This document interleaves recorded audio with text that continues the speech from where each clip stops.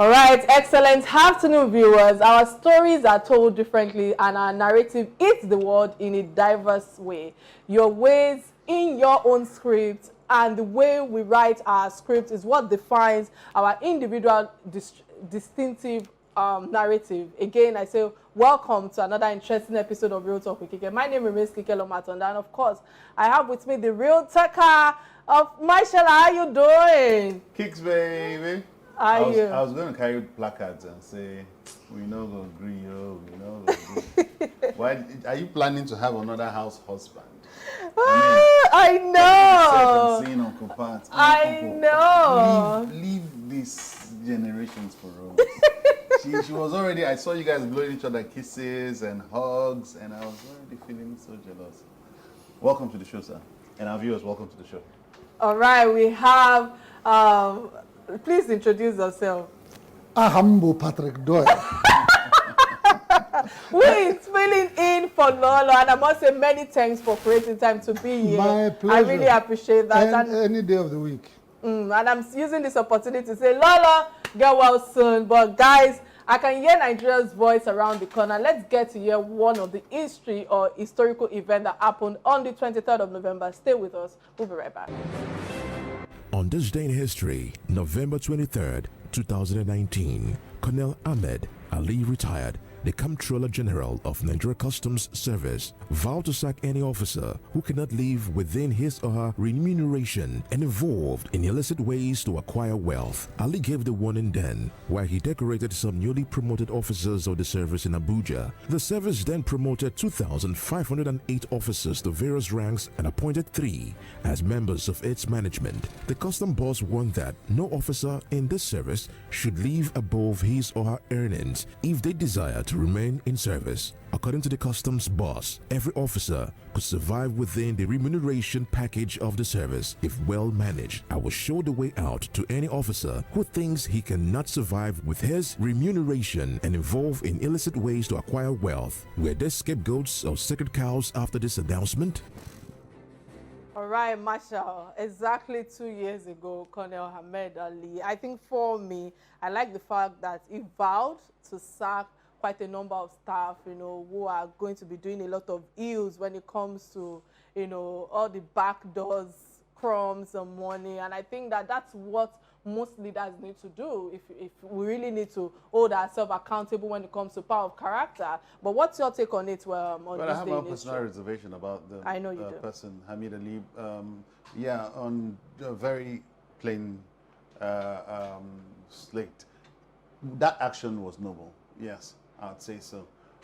Irrespective of his person, I have issues with his person and his personality, and then taking up that position as a Comptroller General and his attitudinal disposition to work. But on the Today in History reflection, it's a notable thing for him to have done. And then, like you said, other leaders should, borrow a leaf from that. So what would you have to say about Today in History? That's just words. How many customs officers have been sacked? Has it stopped the culture of bribe taking? Has it stopped any of those things? I dare say no. So it's all semantics and it's all posturing. Until we see positive changes in the attitude and conduct of customs officers, he should hold himself accountable for every act of indiscipline performed by any customs officer since he's their Comptroller General. On the show today, we are digressing into the diaspora issues. Every Nigeria, will I say, wither in the Nigerian soil or not remains a Nigerian, and the affairs of priority to fellow Nigerians are always an issue. So the diaspora issues are equally as weighty as our national issues. The fact that the circumstances of Nigerians within the Conference of the States are a reflection of how Nigerians are being treated or recognized or aided beyond the shores of our country hence the reason why we are having this discourse and the events surrounding the death of Itunnu Babalola, the Nigerian lady who died in Ivory Coast, though currently being investigated, but it gravitates around a number of factors and the safety of Nigerian citizens outside the borders and the play of foreign authorities in such affairs. And to discuss this issues and many more issues in none other but the diaspora chairperson herself. Very sure our guest has joined us via the Zoom line. I must say welcome to the show, Honorable Abike Dabiri. It's always a pleasure to have you on the show, and I must use this opportunity. Are you there now, ma'am? Oh, fantastic, fantastic. And let me use this opportunity to say congratulations on the recognition and the award of a citizen advocate ambassador or ambassadorship that you were given recently. I must say kudos, and we're proud of you. Thank you very much, Kike, and great job you're doing on your program. Thank you for bringing these issues out, and always a pleasure to be here. Thank you. Many thanks, man. So let's just go straight to the business of the day. You know, I would like you to kindly update us on the case of Itunnu Babalola. I believe that your office has sprung up a lot of issues, especially when it comes to the legal process of the death of Itunnu as well. So I would like you to please keep us abreast of what has been happening, especially with the case that got her into the prison in the first place. Okay, I lost you there, but I get the gist of what you're saying. I'm sure you're talking about the case of Itunnu. So give me some time. Let me just explain the situation to you. There's anger and deserved anger. I'm angry, and everybody should be angry that Itunnu died. But however, this is what happened. Itunnu has been in jail for 2 years. So she has served a 2-year sentence out of 10 years. So what it meant was that she had been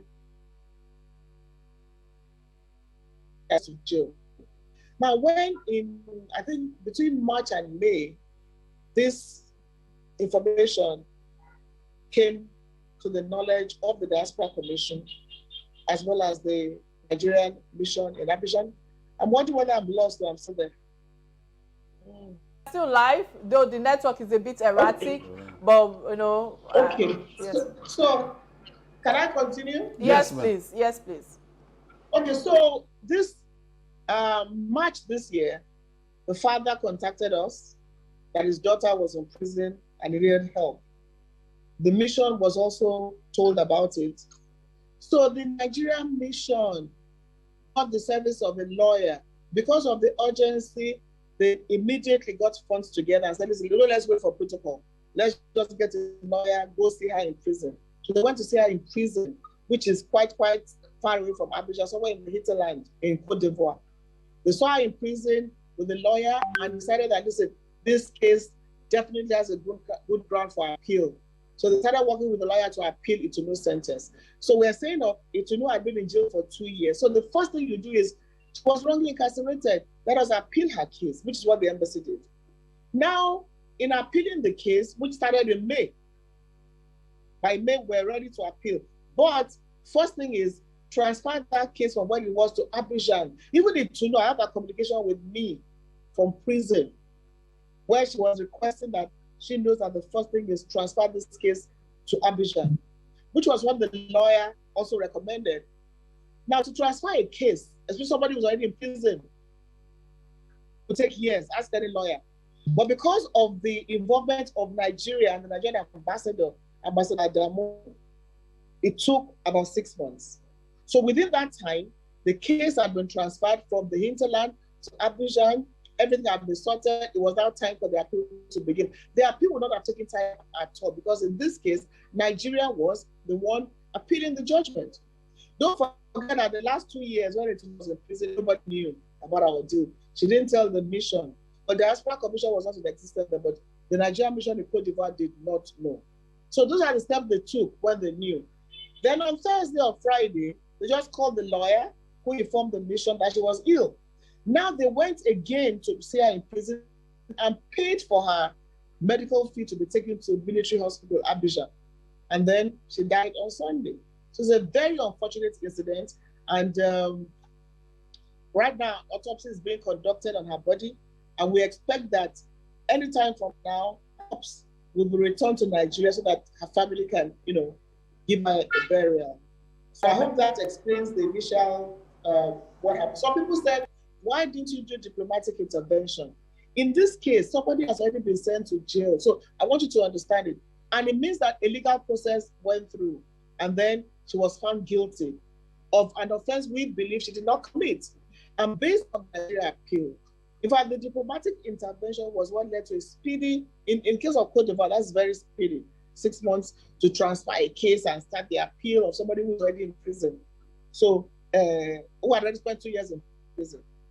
But in terms of just calling and saying, get her out of there, I mean, that would basically be Cote d'Ivoire saying, well, because Nigeria says get out of there, means our judicial system is not right, and so what we had to do was what we did, an appeal. It's unfortunate that she died, but like we said, we believe the case will continue even in death, except the family does not want it. We'll wait for the family to take decisions. And then secondly is that the family needs to be taken care of. She was the breadwinner of the family, so we'll be with them and see that we can work with the family. I don't know whether I'm clear or not. It looks like the signal is fluctuating. Yeah, you are very clear, ma. Many thanks for your submission and for analyzing what has been happening thus far for us. So, yeah, Patrick Doyle. Auntie Abika. Hello. Yeah, you can go. Okay, well. Anyway, let me put it this way. Let me commend you for your efforts, because from the explanations that you've just given, it is clear that there was no slack on your part. You were clearly on top of the game from the minute you heard Who is about speaking? it. Uncle. I'm your in-law, your brother-in-law. Your brother-in-law, Patrick Doyle. Oh, we're no longer in-laws? Okay. Let me just continue. As I said, I'd like to commend you for stepping into this matter as quickly as you heard about it. And as a matter of fact, for the first time, I am impressed with the Yes, I know that, my brother-in-law. Okay, so I wanted to say thank you very much. My runaway brother-in-law. Don't worry, I will make good. Nice to see you. It's good to see you too. All right, I was just saying that I'd like to commend you, because from the explanations you've given, there was no slack on your part. Neither was there any slack on the part of the Nigerian mission in Cote d'Ivoire. From the minute you heard about it, something was done, which is a radical departure from in the past, where the mission is usually slack and it has to wait for your diaspora commission to step in before they begin to look at the welfare of Nigerians living abroad. So in this particular case, from your explanations, kudos to you and kudos to the embassy for taking positive affirmative action at the point in which you were invited into it. I'd like to know, ma'am, specifically, what Itunnu was sick before the attempt to rush her, to get her to the hospital for medical treatment. What precisely was the nature of her sickness? Was she diagnosed? Was she diagnosed of any ailment? What was the nature of her sickness before her death?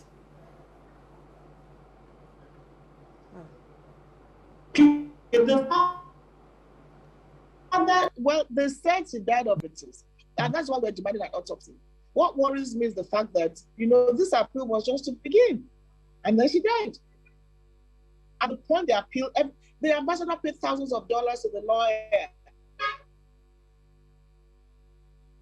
Thousands of dollars as mobilization fee to start. You don't pay fully, then when the case ends, you complete or as the case goes on. So we wait for the autopsy, and we want to believe that the autopsy will be, they'll be sincere about the autopsy. Will it be That's all I have to say. independent authority? The autopsy, will it be conducted by an independent authority? And does the embassy or your commission have a say as to who conducts this autopsy? Well, it's a Cote d'Ivoire, but Cote d'Ivoire authorities have assured the ambassador that they will not cover up anything. They don't need to cover up anything. But we on our part, as the Diaspora Commission, we've written to the Interpol, because a policeman in Cote d'Ivoire was involved. So we've asked Interpol to help us look into this issue of the policeman and why he did what he did. So although Itunnu is dead, but we've done that. So Ambassador Adamu is a very, very, is one of the best ambassadors I can say Nigeria has. I do a lot of work I did with him in Ukraine, with Nigerians, who had some issues there. So we're very optimistic that we'll get the right results. And he's been with them, he's been on the case, and we are very optimistic. But the father has just been telling me he wants his daughter comes back. So everything is being done to speed it up and, make sure that she's buried. All right, many thanks for that. When I was doing a bit of research before coming on the show today, reports have it that you blamed Itunnu Babalola for reporting a plight late to the Nigerian Commission in Ivory Coast, whereas another report says that Itunnu Babalola had reported the theft to the authority in October 2019, also from little submission that you've shared and updated us thus far. But the suspected burglar was said to be a top police officer's close relative. So I must ask, how do Nigerians marry these two reports online? And the second question as well. If you follow online, you will confuse yourself. All right, it's a pity that we don't investigate and we just take headlines. So let me use that to explain to you. All those online, I don't even, go into much of them. Here's what happened. Itunnu had this issue with the with the police and everything, and she took them to court. They said, am I still there?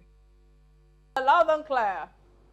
Okay. They said, look, Itunnu was the one that took this case to police, that this person burgled my house, and that they now told her, listen, let's settle you. Forget it. She said no. And then she went for justice, which was the right thing to do. Don't forget that she went as Becky Paul, not Itunnu Babalola. So the Ivorians, first of all, talked about the case of dual identity. And we said that's another matter entirely. Now, when this case was on, she did not go to the Nigeria. We were not in existence 2 years ago, but she did not go to the Nigerian Commission to say, see me, see trouble. This guy burgled my house and is asking to settle me. That is what I'm saying. And I didn't say I blame that. What I said was that in cases like that, if you have a problem, go to the mission. Maybe they may help. Maybe they may not help. But they will not say you did not come. So this case came to light after she had spent 2 years in prison. That's what I'm saying. So maybe before that time, if she had said, listen, look at this man burgled my house, and now I want to take him to court. That's what I was explaining. So it wasn't about blaming anybody. We're saying that and advising Nigerians. A lot of you don't have faith in your missions. I know. Everything is being done to enhance communication. Is it possible you adjust the camera of your laptop or phone that you are using horizontally so that we can the visual can be much better? This way? Right now your camera is obscure. Right now it is horizontal. If you could make your camera vertical so we can get a full view of you. All right, that's fine. So, with what you've shared, it's okay now, it's fantastic now. So with what you've shared thus far, I must ask you, in events like this, should Nigerians report their cases to the police in the respective countries, or reach out to Nigerian consulates of every single matter that they might get themselves involved in a situation like this? What advice will you give to Nigerians listening to us right now, ma'am? Let's break it down. I have right on my table right now, I'm dealing with the letter that just came to me, and it's talking about, he carried drugs and it wants the mission to intervene. They can't do that. You were found with drugs, you've been locked up somewhere in China. So let's separate the cases. In the case of Itunnu, who I think, maybe she went to Cote d'Ivoire as Becky Paul. Now we don't know because she's dead. In the case of they are turning something against you, she went to court herself. She sought for justice. In that situation, maybe she never expected that this would happen. So what I'm saying is that if the Nigerian mission had known, the Nigerian missions are not there to be paying legal fees and everything, but Itunnu's case was different, and the ambassador felt the need to pay for the lawyer because her case was totally different. So the cases vary. Right now, somebody has just told me about something in Abu Dhabi. So we treat them based on individual cases. But there are clear-cut cases of the Commission in crime. If I may come in here, Ma, there's been allegations of corruption and malpractices of the Nigerian authorities depriving Nigerians of justice or a fair hearing when cases are reported to them.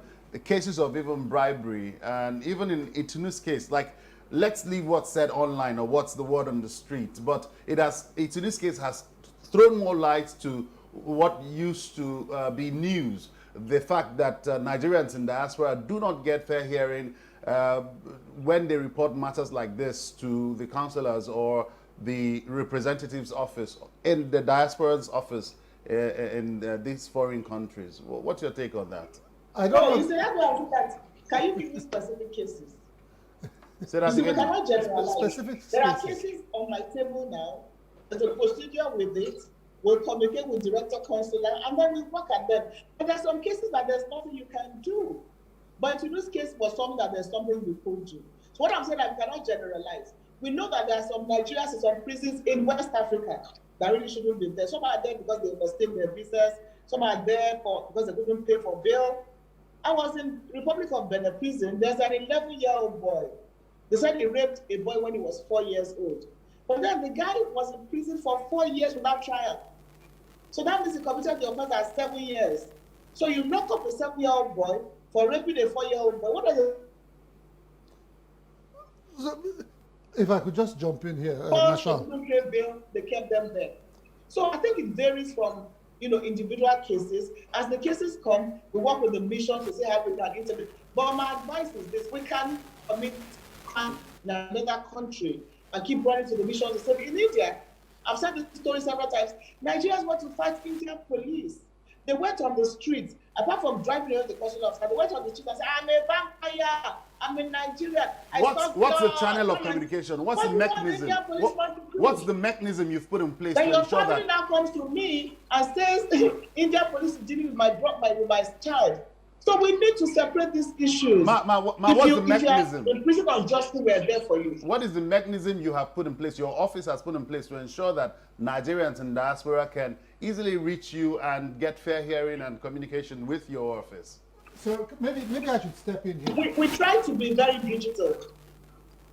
Auntie Abike, let me be your interlocutor here. You want to speak for the diaspora office? I would like to speak for Abike because I think that we're mixing up, we're taking chalk and cheese here.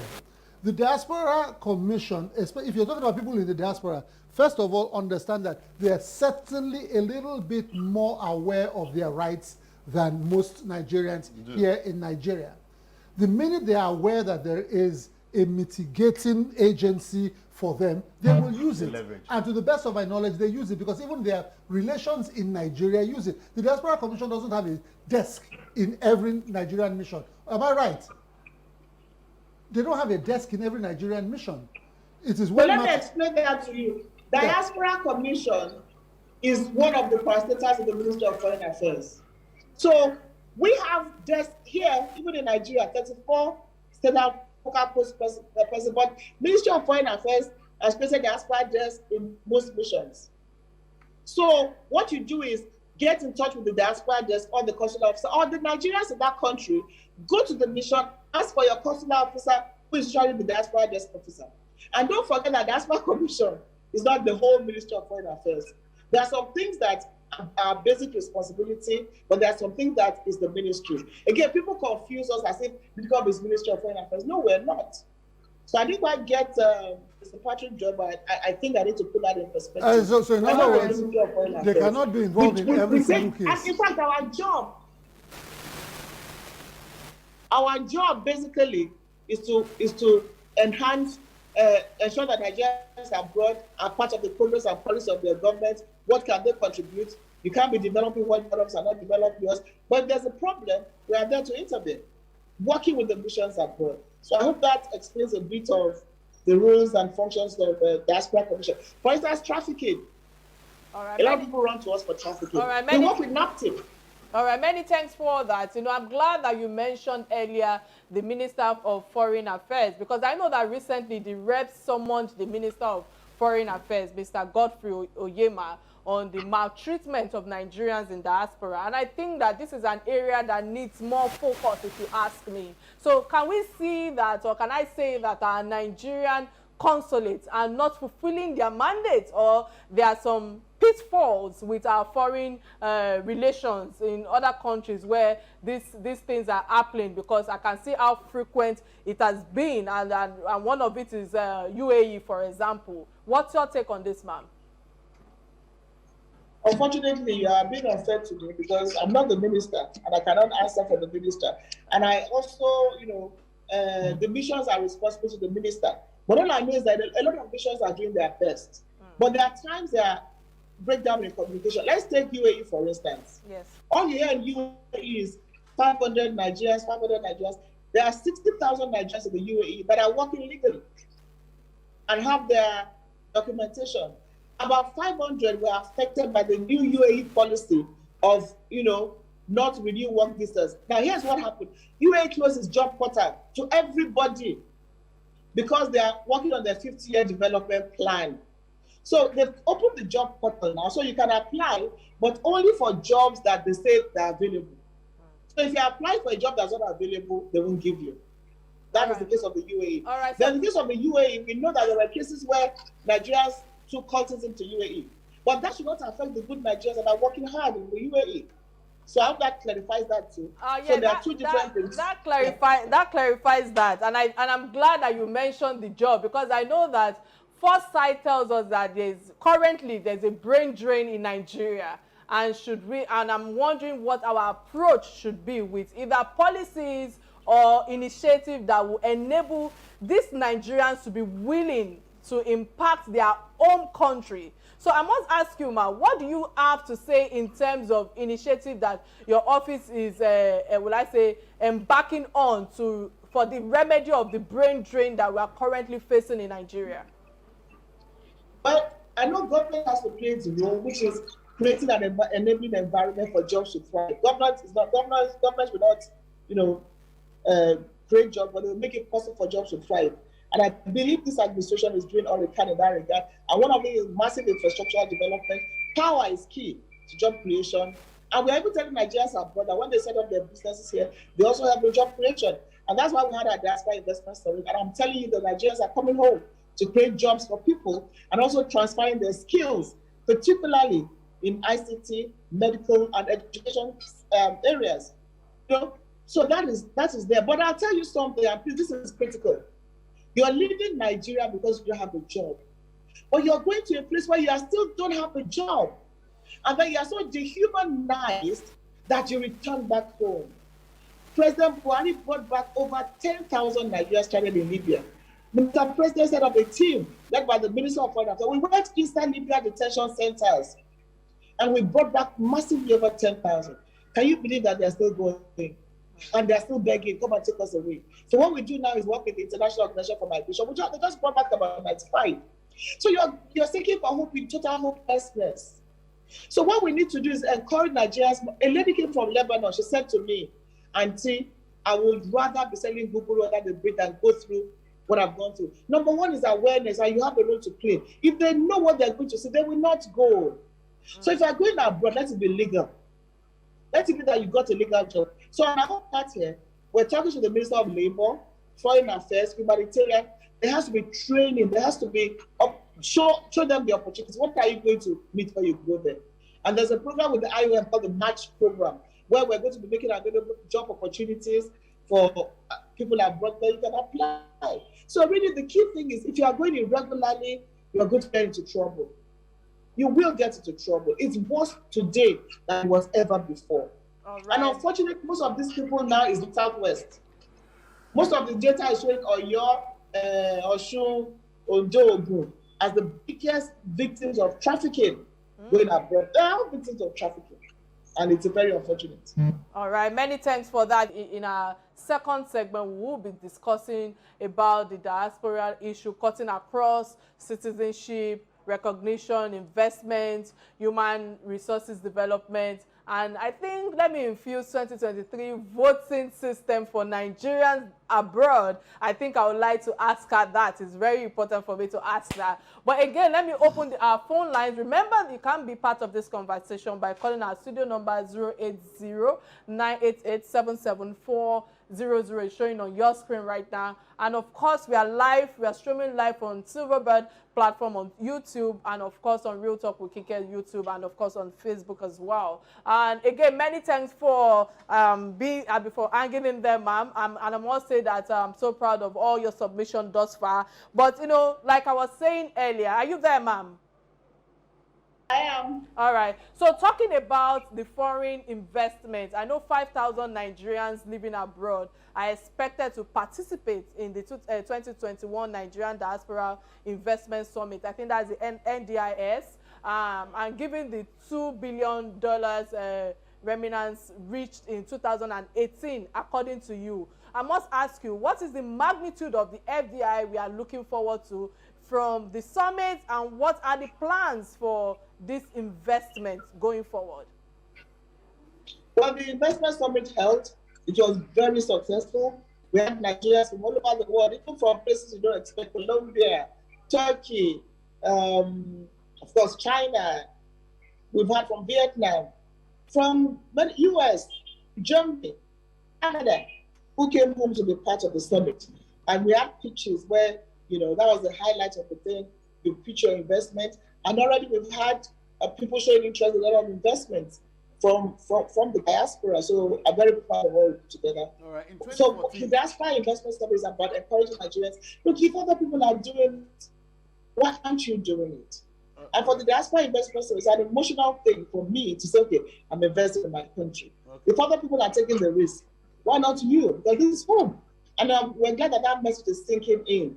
And even before this, we've had organizations like Nigeria American Business Forum, Nigeria Diaspora Direct Investment Summit, Nigeria Canadian Business Network, who have been working on getting. Apologies, ma, I might have to interrupt your line of thought. We have Debbie from Abuja. Debbie, apologies, I have to keep you waiting. Please make your contribution count. All right, Debbie, can you hear us? Hello. Yeah, please go ahead. Yes, I can hear you. Yeah, I just want to say thank you for all this job that the STF is doing. Then bringing our mom all the way from our busy schedule. I really appreciate you, and I appreciate her also. All right, many thanks for your office. People are just talking. When you get there, is the time you will know the kind of work those people are doing. I'm talking about our executives in Nigeria, from president down to our mommies, sitting down with you there. Actually, they are doing a great job, and kudos to her. We love to have more women like that in our executives in Nigeria. So we are begging the federal government before 2003, to give us more women, young ones and old ones, who are capable, like this very particular woman. In fact, I really love her style, and with other women that are, doing Nigeria very well. Please, let us stop complaining about them. Thank you so much. The commendations are coming in for Honorable Abike Dabiri. Let him praise me now. Don't worry, ma, when you come to Lagos, when you're physically in Lagos, yeah, go ahead. Ma, very quickly, ma, I just want to, Kike was just to re-echo a thought she had. In 2014 and 2019, we saw Nigerians in the diaspora clamor for opportunity to elect persons into elective positions. What's your ministry or your agency doing to ensure that in 2023, Nigerians in diaspora are not disenfranchised when it comes to the general elections?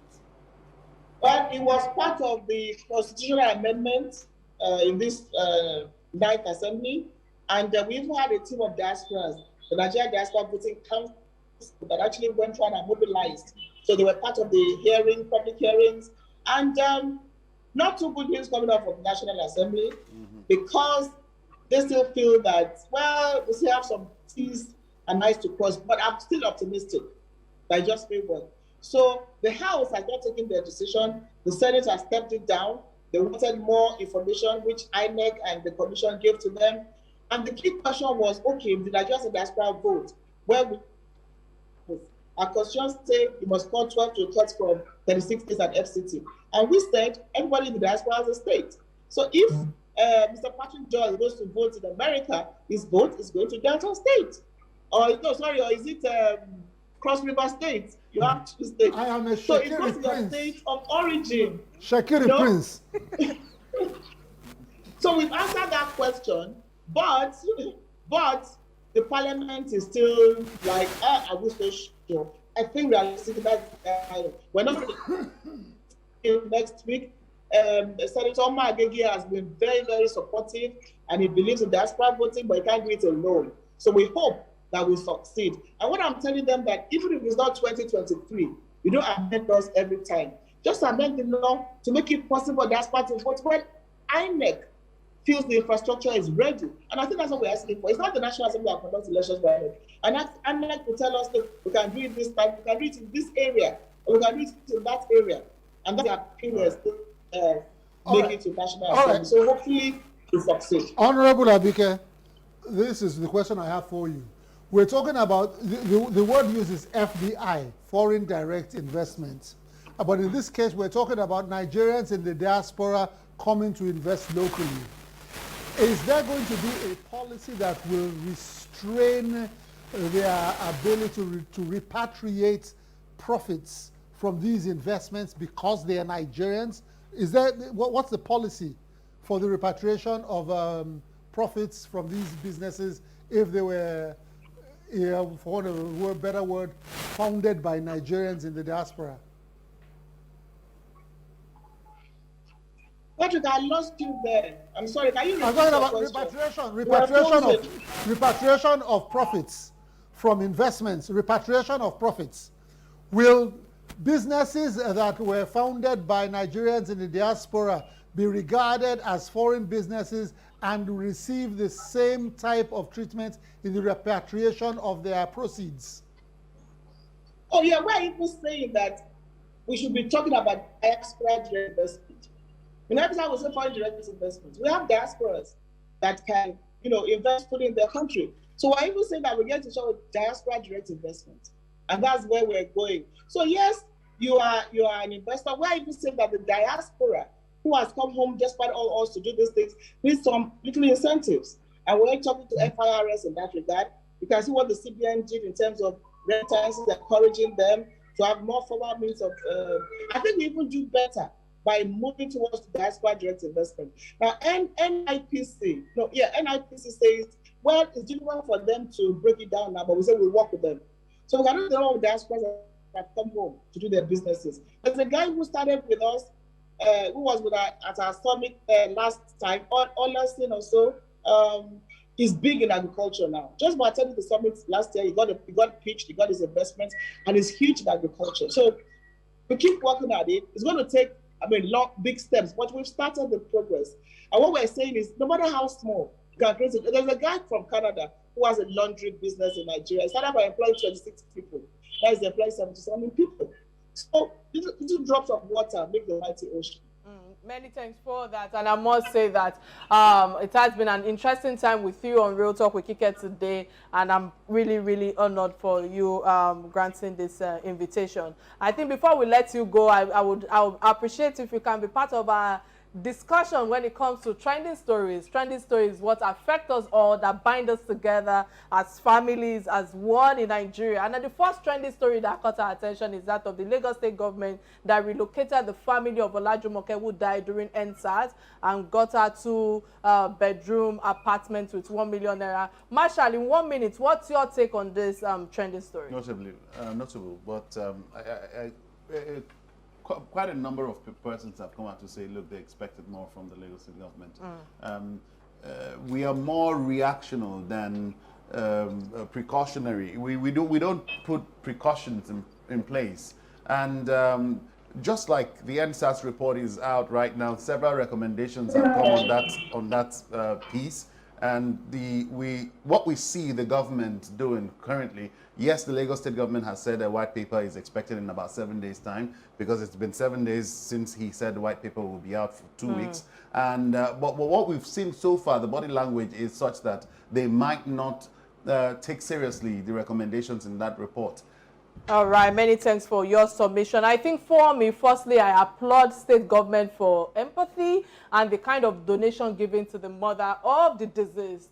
And while I understand that it's a gesture and no gesture can restore the soul of a dead person, I also want to use this opportunity to thank Governor Sanwo-Olu for giving the family 1 million naira to support the mother's business and, acting swiftly on this issue right here. Yeah. And I must say, however, some question came to mind. And for me and for the record, I would not, I don't know if the family was actually consulted by the state before this gesture or not. I'm not so sure about it. And if the preference of the family were put into consideration, as far as I'm concerned, I felt that how can a family be living in Ojodu and be relocated to Ikorodu in an unfamiliar environment? But also understand that maybe she requested for that, leaving the environment in totality so that she can find healing quickly. All of this, I'm not in the know. Secondly, is the fact that Lagos State government paid the rent of 2 to 3 years. And I'm asking myself, what's the continuity? What is the fate of this family after the tenure of the current government in 2023? Those are the questions that came to my head. And how are they going to sustain this? Because I don't know if the plan is to be moved, if they will remove the family again. I believe that the state, I stand to be corrected, can do better by establishing a business for the family and then giving the family the 1 million naira token, because I just pray that the family will be able to continue all the new the new phase that they've been able to find themselves, and may God continue to comfort them in terms of the family of the deceased. I understand that we are running out of time, but because of that, let's quickly take our second trending story. And the second trending story that caught our attention is that of the NSAS protester, I think Kamisi Chukwuebe, who says that there were hoodlums and machetes. She was attacked by cutlass, like as if she was a thief at Shongotedo, to be precise, which is Lekki area of the state and all of that. But Patrick Doll, let me ask you quickly, what's your take on this? I'm very sure you must have seen this trending story. Certainly, it's very, very troubling if that this should happen. But I always take with a pinch of salt anything that I get to read on social media. But if this turns out to be true, then it says that we have some very, very evil reactionary forces It hasn't been a play. rebuttal, so you should take it as... No, I don't have, not until there's a rebuttal, but we have seen stories that have been outrightly fake.